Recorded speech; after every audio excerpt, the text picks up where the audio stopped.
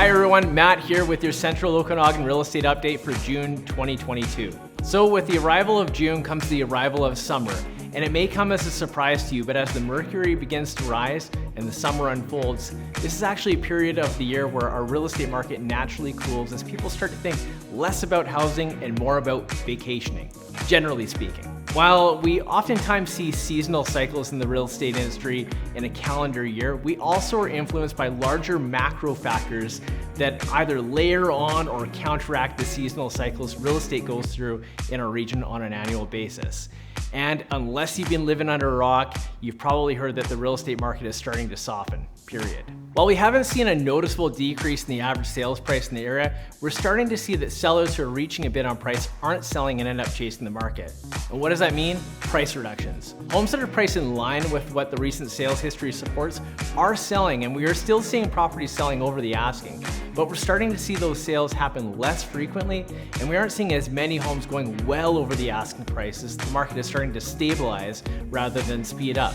An interesting way to frame this is that over the last 4 to 6 weeks, I've seen roughly as many price reductions in a given week as I've seen number of house sales. So where is this headed? Well, inventories is still incredibly low, migration to our area is strong, and new home startups aren't enough to bridge the gap.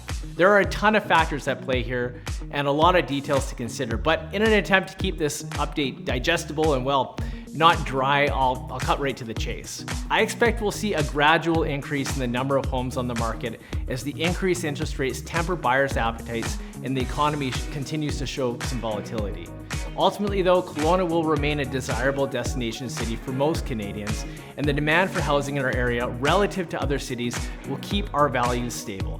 While a reduction in average house price seems inevitable, I would be surprised if we see something more than a 5% reduction in the average house price of a single-family detached home if the market continues on its current trajectory.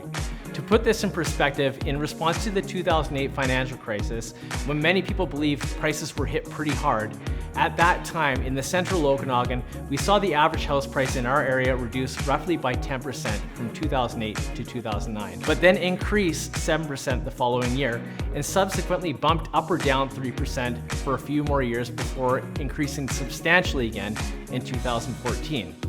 It's worth noting that the prime interest rate ranged from 5.75 to 3% in that time period as well, whereas currently we sit at 3.7.